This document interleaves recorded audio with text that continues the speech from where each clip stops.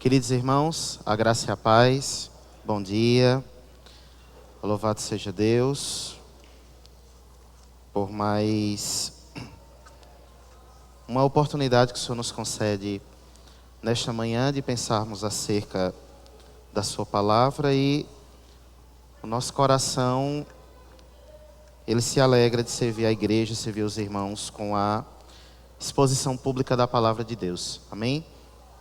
Eu quero convidá-los a abrir Romanos capítulo 5, nós iremos ler e expor nesta manhã os versos 1 e o verso 2. São dois versos que nós estaremos fazendo a exposição acerca desse texto tão precioso. Romanos capítulo 5, verso 1 e verso 2. O tema da nossa exposição não seria outro senão justificados pela fé e paz com Deus.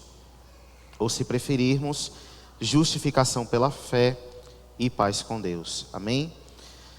O texto sagrado nos assevera da seguinte maneira, verso 1. Justificados, pois, mediante a fé, temos paz com Deus, por meio do nosso Senhor Jesus Cristo, pelo qual obtivemos também acesso, pela fé, a esta graça na qual estamos firmes e nos gloriamos na esperança da glória de Deus. Esse é o texto, deixe sua Bíblia aberta. Vamos para mais uma palavra de oração e rogar para que o Espírito Santo do Senhor nos dê toda a iluminação necessária. Amado Cristo, nós somos gratos a Ti, Senhor, por este momento solene, tão precioso na Tua presença, Senhor. Ó Deus, diante de Ti, nós queremos nos apresentar, Senhor, nas nossas condições limitadas, falíveis, Senhor, mas colocando-se diante de Ti como instrumento Teu. Nossa oração, Senhor, é que a Tua palavra seja comunicada através de nós, ó Deus, com um vocabulário decoroso, adequado, que o Teu nome seja enaltecido mediante a exposição dessa palavra e que cada um que aqui está, Senhor, todo esse corpo de irmãos aqui na nossa igreja possam compreender aquilo que o Teu Santo Espírito quer nos comunicar nesta manhã. Aqueles que nos acompanham de forma remota, da mesma forma, Senhor, possam compreender que Teu Espírito Santo, Senhor, possa dar toda a capacidade de entendimento, de compreensão acerca desse texto, acerca dessa exposição. E nossa oração é que ao fim dessa exposição o Teu nome tenha sido glorificado, enaltecido e exaltado para a glória do nosso Senhor e Salvador Jesus Cristo. Amém. Muito bem. Meus queridos irmãos, chegamos no capítulo 5. Capítulo 5.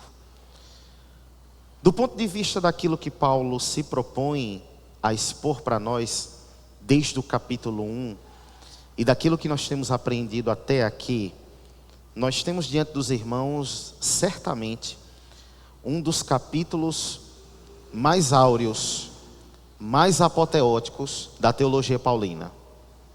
Um capítulo que, por muitos e muitos anos, no decorrer de toda a história da igreja, tem sido um capítulo bastante exposto, explicado e fundamentado na doutrina dos reformadores, com base em muitos homens de Deus que já escreveram ou produziram teologia e doutrina com base nesse documento de Romanos.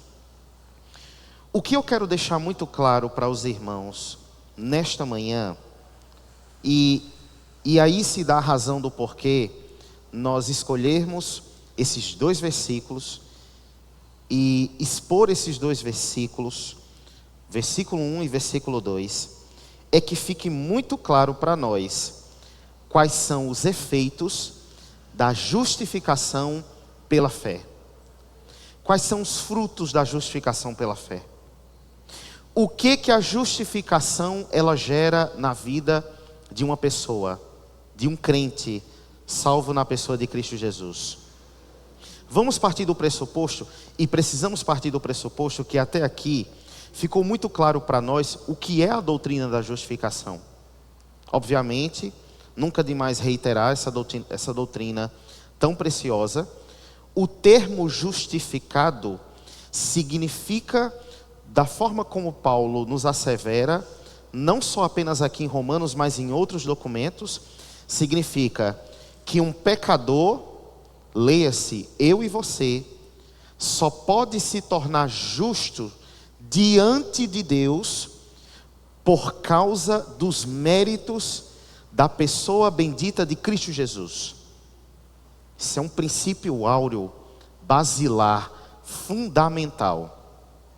Nós não podemos pensar de forma nenhuma a nossa carreira cristã, o nosso fundamento de fé, a nossa compreensão sobre a igreja de Cristo, sobre a palavra de Deus e sobre toda a doutrina de Cristo, se para nós não ficar muito claro o que é a doutrina da justificação.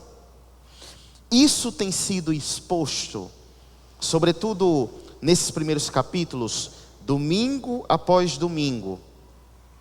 Domingo retrasado, o pastor Jorge no capítulo 3, sobretudo expondo acerca da justificação, e como Paulo utiliza o exemplo de Abraão, no capítulo 4, e finalizando o capítulo 4, o pastor Jamerson reiterando no domingo passado, acerca de que forma se dá a justificação pela fé. Até aqui, nós podemos dizer, até aqui, chegando ao capítulo 5, que Paulo, sobre a justificação, ele parte de duas teses. A primeira, a necessidade da justificação. Isso foi exposto, Romanos capítulo 1, verso 18, até Romanos no capítulo 3, verso 20. A necessidade da justificação. E ficou muito claro para nós que na condição de nós nascermos como pecadores, nós não poderíamos alcançar a justiça diante de Deus se não fosse pelos méritos de Cristo. Numa segunda tese que Paulo vai desenvolver isso, no capítulo 3 do verso 21 ao capítulo 4 no verso 25, nós entendemos o meio da justificação. Então primeiro Paulo trata do quê? Da necessidade. A necessidade aqui, para que nós entendamos, e no tempo que Paulo escreveu aqui, para que os romanos, quando lessem aqui, entendessem no primeiro lugar a necessidade da justificação. Que a condição deles era uma condição que na teologia nós chamamos de depravação total. De que fosse entendido pelos romanos, e também hoje que seja entendido por nós, que diante de Deus, irmãos, o Senhor não nos deve absolutamente nada.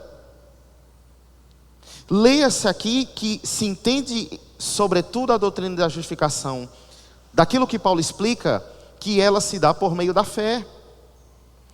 Quando Paulo trabalha, então, o meio da justificação, Paulo retoma isso aqui no capítulo 5 e ainda no verso 1. Entenda aqui o meio como qual é a instrumentalidade, qual é o meio que você ou eu somos justificados. Isso é um ponto muito importante. Com base nessa premissa de introdução, 3 pontos que precisam ficar muito claros para nós antes de expormos Romanos capítulo 5, verso 1 e 2, sobre justificação. Primeiro ponto, a justificação é um ato declaratório de Deus. A justificação é um ato soberano de Deus. A justificação não tem a ver com nós, méritos nossos, moralidade nossa, educação nossa, ética nossa. O Senhor, de uma forma soberana, como nós entendemos em Efésios, no capítulo 1, de uma forma muito plena, muito clara, sobre um ato dele, ele nos torna justificados de uma forma pontual, eficaz. Ou seja, meus queridos irmãos, é um ato herético pensarmos que hoje estou justificado, amanhã não estou justificado. Que depois da manhã eu voltei a ser justificado e depois da manhã eu deixei de ser justificado. Não é isso que Paulo nos ensina. A doutrina da justificação não trata como a justificação como algo perecível. Como se Deus, de uma forma soberana, tornasse declaratório algo e amanhã já mudasse essa chancela e depois da manhã colocasse novamente e depois da manhã Deus voltaria ao primeiro momento. Não. É um ato declaratório soberano, eficaz, pontual. Que ele acontece, sobretudo, na nossa vida, obviamente, aqui. Isso precisa ser muito claro e entendido por nós. Ou seja, ou uma pessoa diante de Deus, ela é justificada, ou ela não é justificada. Segundo ponto. A justificação é recebida pela fé. Nós vamos desenvolver esse ponto até mais, inclusive. É pela fé na pessoa bendita de Jesus Cristo. E como nós aprendemos em Efésios, quando Paulo escreve aos Efésios, isso é dom de Deus. Irmãos, como é importante a gente entender que toda essa apropriação pela fé, ela se dá tão somente deste modo e não de nenhum outro. E cabe aqui um adendo, o qual nós precisamos sempre analisar com muito cuidado. Com muito cuidado. Como são perniciosas. Perniciosas aqui entenda como perigosas. Doutrinas as quais defendem alguma ideia ou princípio de justificação diferente do que Paulo está pregando aqui. E um terceiro ponto. E esse terceiro ponto, obviamente, ele é tão apoteótico quanto os outros dois. Ele é tão grandioso quanto os outros dois. Ele é tão soberano quanto os outros dois. É que a justificação é por intermédio de Cristo Jesus. Não outro. Não por outra mediação. Não por uma filosofia. Não por um outro viés doutrinário. Não por uma outra perspectiva. Somente por Ele. Somente por Ele. Dito isso, ou tendo esses pontos como premissa introdutória, vamos para o verso 1. Justificados, pois, mediante a fé, temos paz com Deus, por meio do nosso Senhor Jesus Cristo. Geralmente a tradução que eu gosto de pregar é a NAA. Interessante que na NAA o pois aparece depois de justificados. Esse pois no português, a tão famosa conjunção que a gente conhece, entre outras, é um termo conclusivo. É importante frisar que Paulo está concluindo aqui uma premissa de uma ideia que anteriormente foi trabalhado no capítulo 4. Quando a gente vai para o versículo 24 do capítulo 4, nós temos assim: mas também, por nossa causa, visto que a nós igualmente nos será atribuído, a saber, a nós, que cremos naquele que ressuscitou dentre os mortos a Jesus, nosso Senhor, o termo se referindo a quem, irmãos? A Jesus, que é o nosso Senhor, foi entregue por causa de quê? Das nossas transgressões, e ressuscitou para a nossa o quê? Justificação. Aí, irmãos, perceba a continuidade do raciocínio no versículo 1 do capítulo 5. Pronto, o Senhor que ressuscitou para a nossa justificação. Aí agora, justificados, pois, é conclusivo. Então perceba como inclusive a justificação, ela tem uma compreensão, uma perspectiva até do passado. Porque foi um ato realizado, pontual, específico, forense. Justificados, pois. Aí, irmãos, eu acho muito bonita. O Novo Testamento é escrito na língua grega, mas, sobretudo na escrita paulina, eu acho muito bonito a maneira como Paulo faz o encadeamento das ideias aqui. Os irmãos percebem como Paulo, de uma forma muito específica, diz: o qual, para que, por intermédio, para isso. Veja, justificados, pois, mediante, qual é o meio da justificação? A fé. Temos paz com quem? Quem é a pessoa que nós temos paz? Com Deus. Por que nós temos paz com Deus? Porque nós somos justificados mediante a fé. Por meio de quem? Por meio do nosso Senhor Jesus Cristo. Veja como Paulo encadeia tudo de uma forma muito coerente, muito coesa. E aqui eu quero pensar alguns pontos com os irmãos do versículo 1. Primeiro ponto. A paz com Deus, tal como Paulo assevera, não é um sentimento. Eu quero que você olhe para esse versículo 1 e tente não associar a paz com Deus que Paulo fala aqui com o entendimento de paz no senso comum.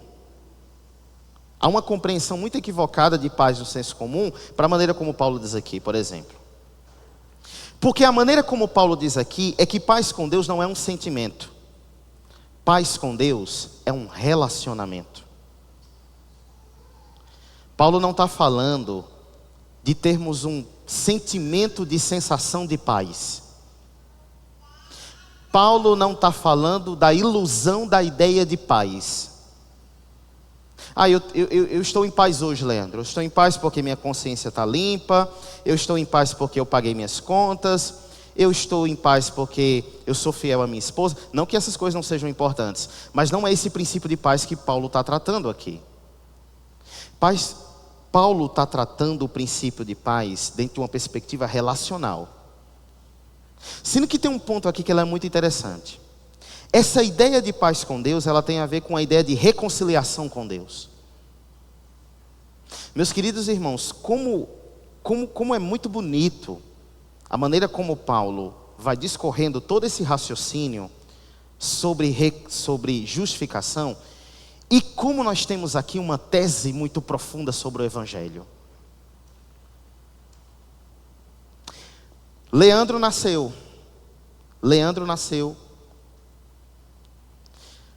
Leandro, no momento que ele nasceu, o que ele tinha como herança? O inferno e a ira de Deus. Ponto. Porque no momento que Leandro nasceu, quando Deus olha para Leandro, Deus vê Leandro.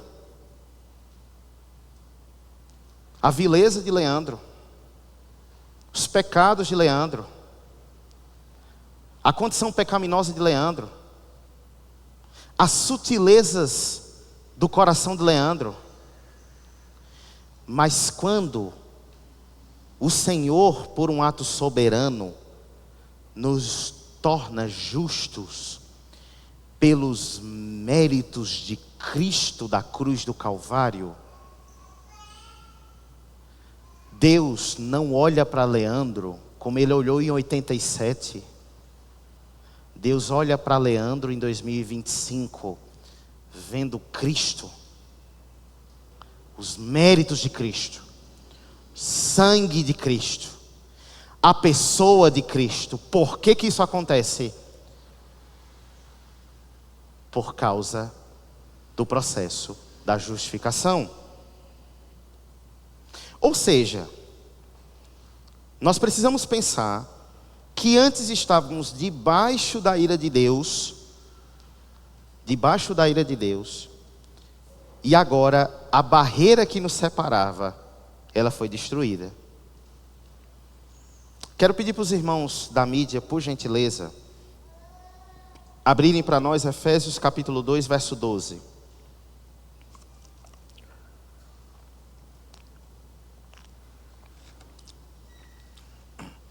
Eu poderia inclusive ler o capítulo 2 todo de Efésios. Mas o versículo 12. Naquele tempo, vocês estavam sem Cristo, separados da comunidade de Israel e estranhos à aliança da promessa. Verso 13. O 12 ainda. Não tendo esperança e sem Deus no mundo. Mas agora, em Cristo Jesus, vocês que estavam longe foram aproximados pelo sangue de Cristo. Obrigado, meus irmãos.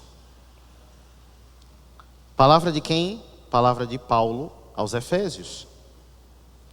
O que fica muito claro aqui para nós? Que no momento em que Deus, de uma forma soberana, constitui para nós o ato da justificação, o Senhor nos tira de uma condição e nos leva para uma outra condição. Nos tira de uma condição de filhos da ira e nos leva para uma condição de filhos do seu amor. Nos tira de uma condição de inimizade e ira com Deus e nos leva para uma condição de paz com Deus. Nos tira de uma condição daqueles que antes eram conduzidos pelo Deus desse século e agora nos leva para uma condição os quais nós somos conduzidos pelo Espírito Santo. Nisso, nós entendemos que da forma como Paulo diz aqui, paz com Deus é o contrário de inimizade e ira com Deus. Isso por causa da justificação. Muito bem. Com base nisso, irmãos, nós compreendemos que a morte expiatória de Cristo é a causa fundamental da justificação, enquanto a fé é a causa instrumental da justificação. A morte, a causa fundamental da justificação, e a fé é a causa instrumental, a morte expiatória de Cristo. Muito bem. O que eu ainda vejo, irmãos, nesse verso 1, e eu quero pensar com os irmãos aqui com muita solenidade. Veja bem. No momento que nós entendemos essa doutrina, fica muito claro para nós diferenciar uma comunidade de fé genuinamente bíblica e uma comunidade de fé de doutrinas heréticas. No momento que nós compreendemos qual é o meio, a causa, os frutos da justificação e como Deus realizou essa justificação, isso se torna muito claro para nós. E eu quero pensar com os irmãos em algo que, no meu modo de ver, nesses dias são muito caros. É muito caro a gente pensar nisso. Ou seja, veja bem, o que nós entendemos, e desde que nós começamos a exposição de Romanos, como é que nós compreendemos a justificação? A justificação é pela fé, por meio do nosso Senhor Jesus Cristo. E uma coisa que Paulo, ele trabalha sobretudo no capítulo 4, não por obras. O ato é soberano de Deus, não é por causa das nossas obras. Se alguém sente uma paz com Deus, vamos chamar assim, porque faz caridade, não que tenha nenhum problema, meu irmão, fazer caridade, pelo contrário. Na verdade, o próprio Tiago nos diz que boas obras devem acompanhar uma boa fé. Mas para aqueles que fazem caridade e consideram que é por causa da sua caridade que ele tem paz com Deus, meu querido irmão, minha querida irmã, a ponto de vista do que Paulo prega aqui, essa paz com Deus, ela é falsa. Porque essa paz com Deus, ela não tem a ver com o ato soberano de Cristo, mas tem a ver com o que você faz. E aqui eu quero que a gente entenda uma coisa muito importante. Se nós declaramos, nós, leia-se, igreja local, e entendemos que a justificação se dá pela fé, por meio do nosso Senhor Jesus Cristo, Muita atenção nisso. Toda aquela igreja ou comunidade de fé que declare, ou que exponha, ou que defenda que para se ter paz com Deus é Cristo mais alguma coisa, isso é heresia. É uma equação muito simples e didática, que eu quero que a gente saia hoje de manhã compreendendo isso. Cristo para a justificação, Cristo mais alguma coisa é igual a heresia. Porque Paulo não prega Cristo mais algo. Paulo não prega Cristo mais objeto ungido. Paulo não prega Cristo mais fogueira santa. Paulo não prega Cristo mais carnê da bênção. Paulo não prega Cristo mais terreno no céu. Paulo não prega Cristo mais santo catolicista. Paulo não prega. É Cristo somente. Único mediador. Único unigênito de Deus. Cordeiro Santo. Imaculado. Somente Ele, mais ninguém. Que conselho, irmãos do Médici que nos visitam, ou que nos acompanham, nos assistem. Se você conhece alguma comunidade de fé, que diz que para você ter paz com Deus é Cristo mais alguma coisa, nem na calçada dessa comunidade, se você puder não passar, não passe.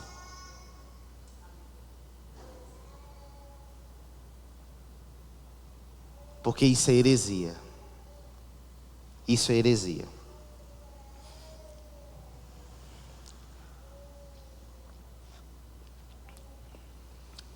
Veja bem, uma vez que nós entendemos, justificados, pois, mediante a fé, temos paz com Deus, por meio do nosso Senhor Jesus Cristo.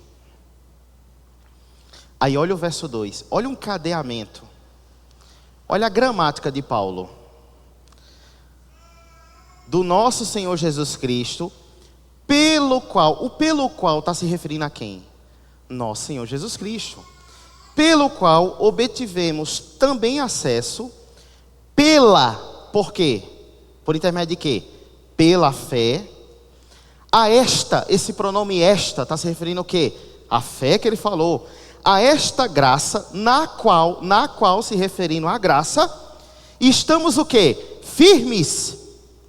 E nos gloriamos na presença, na esperança, da glória de Deus. O que esse verso 2 nos traz? Eu quero pensar um pouquinho nesse verso 2. Com os irmãos. Veja. Quando Paulo diz aqui a ideia de acesso, essa palavra acesso, segundo estudiosos da língua grega, essa palavra acesso, ela tem uma ideia de que de alguém que se torna assessor, mas a ideia de assessor, de possibilitar uma entrada, essa é a ideia. Ou seja, quando Paulo fala que nós temos acesso pela fé, é a mesma coisa da gente pensar da seguinte maneira: Senhor Deus, 3 vezes santo, no seu trono excelso, glorioso, Criador dos céus e da terra, toda majestade está sobre Ele, toda coroa de glória está sobre Ele, Ele é o alfa, é o ômega, todas as nações estão debaixo dos seus pés. Estão falando de Deus. tal como nós conhecemos na Escritura Bíblica. Eu, Leandro, irmãos, eu consigo ter acesso a esse trono? Eu consigo ter alguma coisa, algum mérito, alguma justiça, de que Deus olhe para mim e diga: por gentileza, arcanjos do céu, abram as cortinas, coloquem um tapete vermelho, abram as portas celestiais e permitam com que Leandro entre. Os irmãos acham que isso é possível? Mas é claro que não. Eu só posso ter acesso a este Deus glorioso, onipotente, majestoso, criador, porque alguém foi o acessor, alguém mediou, alguém pelo seu mérito possibilitou que hoje ele me ouvisse, que eu tivesse um relacionamento com esse Deus 3 vezes santo. Essa é a ideia de que Paulo trata aqui. Interessante que Reverendo Nicodemos, expondo esse texto, ele fez uma referência que eu achei muito interessante. Eu quero pedir para os irmãos colocarem, por favor, Wellington, Esther, o livro de Esther, capítulo 5, verso 1.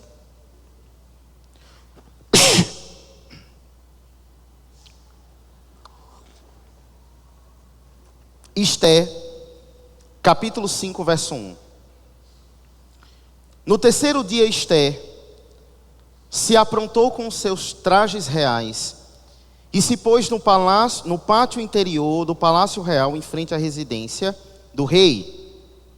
O rei estava sentado no seu trono real, voltado para a porta da residência. Verso 2. Quando o rei viu a rainha Esther parada no pátio, a ela alcançou favor diante dele, e o rei estendeu-lhe o cetro de ouro que tinha na mão. Esther se aproximou e tocou na ponta do cetro. Até aqui. Obrigado, meus irmãos. Essa história de Esther, que nós conhecemos, rainha, inclusive Esther rainha, esposa do rei Assuero, mas existia, sobretudo, dentro desse contexto monárquico do Antigo Oriente, toda uma diretriz de protocolo para se chegasse à presença do rei. Esther aqui nos apresenta um pouco essa figura daquele que possibilita o acesso. Quando o rei estende o cetro, Esther toca na ponta do cetro, isso era um sinal do rei, que aquela pessoa tinha alcançado favor diante do rei, e que poderia fazer algum pedido ao rei, ou alguma súplica ao rei, que ele seria atendido. Essa ideia aqui em Esther, de modo figurado, é uma ideia muito similar naquilo que nós vemos, na ideia do que Paulo trabalha aqui. Ou seja, o acesso a essa graça é permissão de entrada na presença de um rei mediante o favor de outrem. Mediante o favor de outrem. Segundo ponto que é importante entendermos aqui no verso 2. Nossa relação com Deus, possibilitada pela justificação, não é esporádica. Ela não ocorre, a ideia não é que ela ocorre em um momento sim, e em outro momento não. Ela é o quê? Contínua, permanente. Ela se dá de uma forma, irmãos, pontualmente eficaz. E aqui tem um ponto interessante da gente pensar. Mesmo na condição de alguém que foi justificado por Deus, que nesse sentido do pecado, você tem paz com Deus, não significa dizer que as alguras e que as dificuldades da vida não vão nos afrontar. Não quer dizer isso. Não quer dizer, inclusive, que nós não seremos abatidos pela tristeza, pelo desânimo, pela desesperança, pela dificuldade. Mas de modo nenhum, é claro que nós também iremos nesse mundo sofrer. O próprio Cristo assevera isso. Do ponto de vista da vida comum, irmãos, de doenças, de problemas, de causas, de tantas outras coisas, o que é propenso ao ímpio é propenso ao crente. Mas esse texto aqui, e a maneira como Paulo prega para nós, assevera aqui para os romanos, é algo que precisa trazer um conforto eterno para o nosso coração.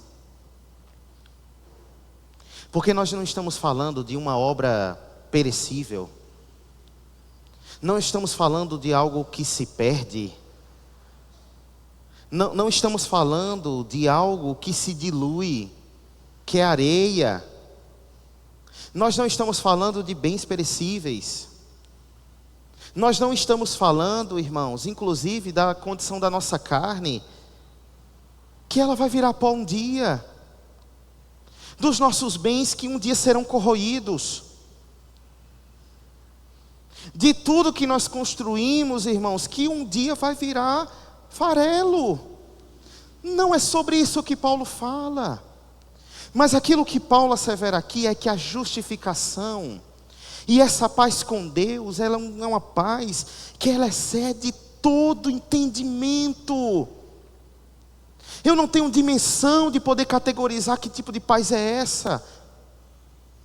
Porque mesmo na dor você sente paz. Porque você tem paz com Deus. Mesmo nas tristezas, mesmo no dia mais sombrio, mesmo no luto mais difícil de suportar, você deita a cabeça no travesseiro e a sua consciência diz: você tem paz com Deus. Isso é um relacionamento, isso não é um sentimento, isso não é algo perecível, isso não é algo que se acaba. Isso que Paulo nos diz aqui precisa gerar conforto na nossa alma.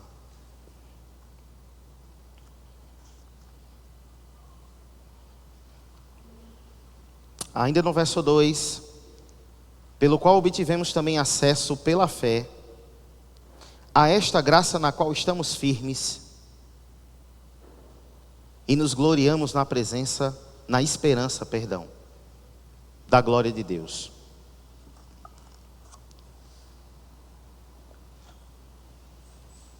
Eu quero trabalhar a ideia de esperança, o sentido da palavra esperança aqui, de duas formas diferentes. No senso comum, nós usamos a palavra esperança como uma espécie de expectativa, que inclusive cabe muito mais na ideia de uma hipótese, que pode ser ou pode não ser. Por exemplo, eu tenho esperança que amanhã aquele meu processo vai ser aprovado. Isso não é certeza. Mas eu estou utilizando a palavra esperança nessa primeira frase como uma hipótese. Talvez você está entendendo a ideia de esperança na forma como você coloca assim, na ideia de eu tenho expectativa. Expectativa. No grego, a ideia de esperança que Paulo usa aqui não é isso. Não é uma hipótese. Não é uma expectativa. É uma certeza. Sendo que olha que interessante. O ato soberano de Deus da justificação, ela ocorre, nós ainda aqui, na terra, nesse mundo. Os justificados de Cristo, que ainda vivem, estão na terra. São sal da terra, são regenerados, igreja de Cristo. Igreja de Cristo, entenda-se aqui de uma forma plural, igreja invisível de Cristo. Mas essa justificação me dá a esperança, da certeza, da convicção do amanhã,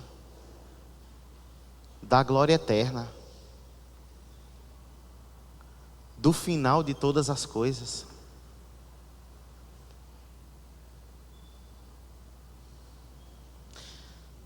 Tem uma coisa, tem uma questão, né? Uma coisa não, questão muito genérica, a palavra coisa, né? Mas tem uma questão que de vez em quando, eu não estudei teologicamente sobre isso, mas que de vez em quando eu me paro para pensar. Dentro de uma tradição de cultura ocidental, sobretudo, né? Eu digo isso porque dentro de uma tradição oriental se tem uma compreensão um pouco diferente sobre a morte. Mas dentro de uma tradição e de uma influência ocidentalizada, a morte, ela está vinculada a um significado de luto, tristeza, não que não seja, obviamente. Mas à medida que a gente se depara com a teologia bíblica, sobretudo a teologia bíblica paulina, eu percebo uma análise, uma perspectiva muito maior do que às vezes como nós pensamos sobre a morte. Porque Paulo conseguiu, por intermédio de Cristo, chegar à compreensão da morte como algo apoteótico. Não porque Paulo desejasse morrer amanhã, não é sobre isso. Não porque eu quero morrer daqui a pouco, ninguém agenda a morte. Não porque eu quero morrer amanhã, não é sobre isso que eu estou falando. Mas é da perspectiva que alcança o coração.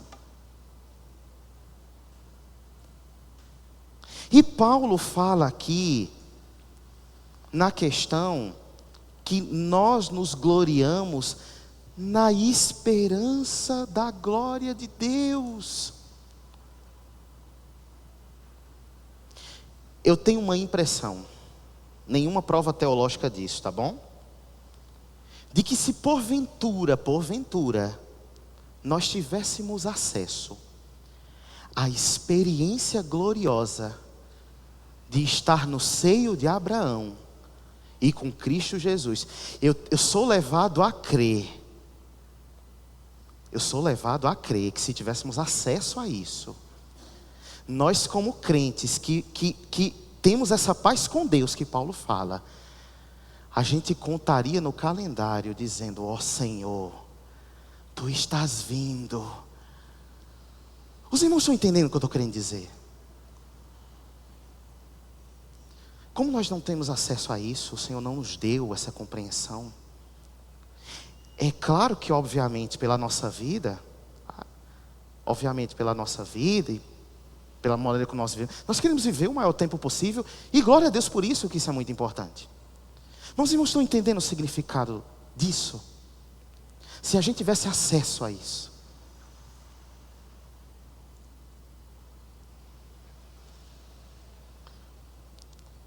Irmãos, lembrando daquela parábola, esqueci o personagem agora, do rico e Lázaro, usando aquela parábola como fundamento aqui para o meu argumento. Há poucos meses atrás nós, incessantemente, orando por pessoas tão queridas, como exemplo o pastor Valberto, homem de Deus, teólogo público, piedoso. Tive a honra no final de 2023 ter tido o pastor Valberto como meu professor no seminário, única disciplina que eu paguei com ele. Mas os irmãos tenham convicção disso, que aonde Valberto está e o que Valberto vê é tão maior e tão glorioso e tão excelso, irmãos, que a gente não tem noção do que ele vive.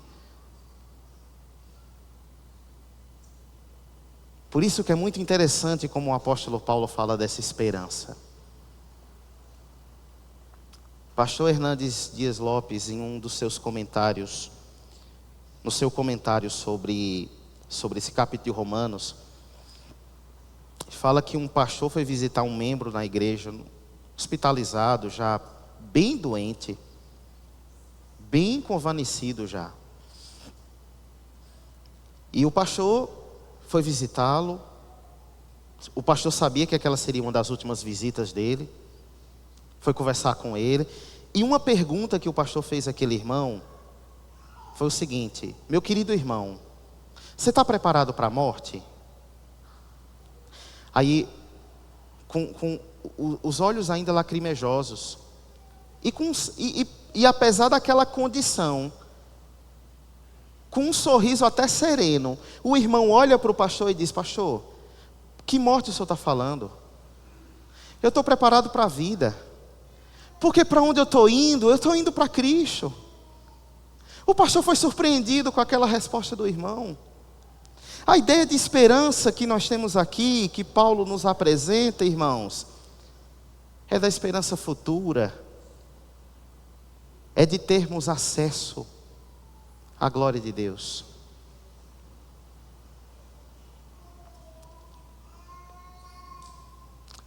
Três aplicações finais e eu quero encerrar.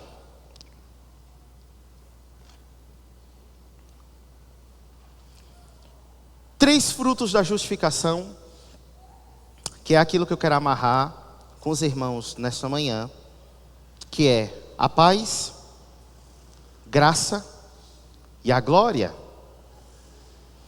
O primeiro, a paz nos convida a olhar para trás, para a inimizade que acabou. Eu era filho da ira, hoje eu sou filho do seu amor. Eu andava nas trevas, hoje o Senhor me trouxe para a luz. Meu querido irmão, nesse domingo tão precioso, tão agradável, olhe para quem você era, volte para casa pensando nisso. Isso é glorioso demais para a vida de uma pessoa. Se regozije nisso, se alegre nisso. A paz nos convida a olhar para trás. Segundo, a graça. A graça nos faz olhar para o Pai, sob cujo favor agora permanecemos. Se a paz me faz olhar para o passado, a graça me faz olhar para Cristo.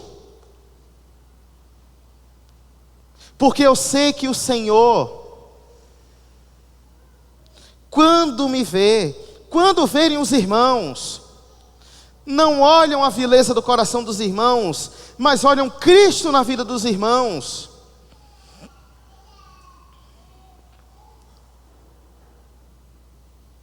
E em terceiro, a glória. A glória. A glória nos faz olhar para o futuro, ou seja, para o nosso objetivo final.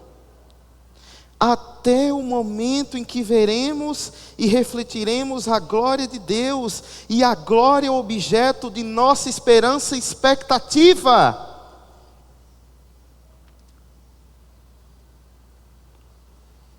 Os irmãos lembram no Salmo 51, um dos pontos centrais da oração de Davi: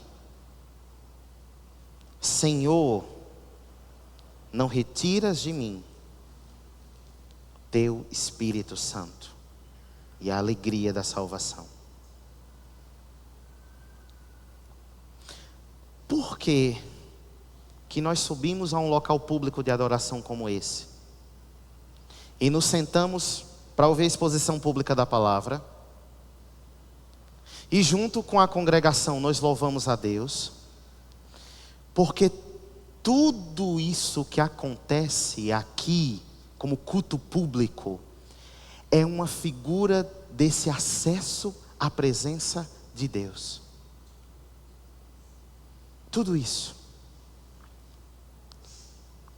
É como que no momento que nós estamos aqui presentes, no momento que Deus fala através de uma pregação, no momento que nós entoamos louvores, fundamentados na doutrina bíblica, é como se a gente experimentasse um pouco apenas, de um acesso muito mais glorioso, muito maior, muito mais apoteótico.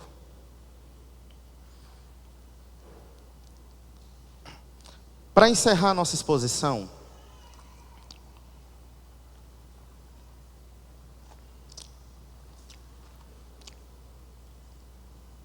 caso tenha algum irmão que talvez esteja se perguntando no seu coração agora: como é que eu faço para me apropriar dessa justificação?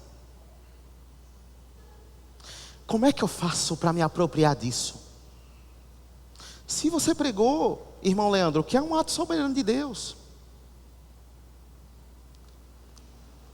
e que talvez a paz com Deus que você pensa que tem, ou ilusoriamente acha que tem, é uma paz com Deus que você acha que tem por causa da sua moralidade, da sua caridade, ou porque você é bom cidadão.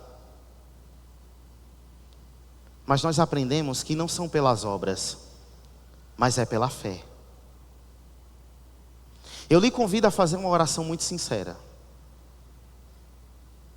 e dizer da seguinte maneira: Senhor, gera em mim, Senhor, regeneração pelo Teu Santo Espírito. Eu não quero, Senhor, ter uma paz com Deus baseada em méritos meus, em obras minhas, em caridades minhas, Senhor. Mas meu desejo é que esse seja um ato soberano. E que você, se possível, possa orar da seguinte maneira: Senhor, eu entendi que o Senhor não me deve nada, Senhor. Nunca o Senhor me deveu nada. Então eu não faço caridade, Senhor, porque eu sei que o Senhor me dará algo no céu, ou me tornará justo. Mas, Senhor, eu quero me apropriar dessa fé. E eu quero que Teu Espírito Santo, Senhor, eu oro a Ti para que Teu Espírito Santo faça no meu coração uma obra, Senhor, que durante tanto tempo por religiosidade eu tenho tentado fazer. Mas a justificação não é uma obra religiosa. A justificação, ela é por meio da fé na pessoa de Cristo Jesus. E você, meu irmão, pode procurar corpo pastoral dessa igreja e conversar com ele da necessidade de você compreender o processo de justificação, não como doutrina que nós estamos explicando aqui, e que obviamente é muito importante, aliás, essencial, mas que você precisa entender justificação como um ato na sua vida, pontual, eficaz. Essa é a minha oração nessa manhã.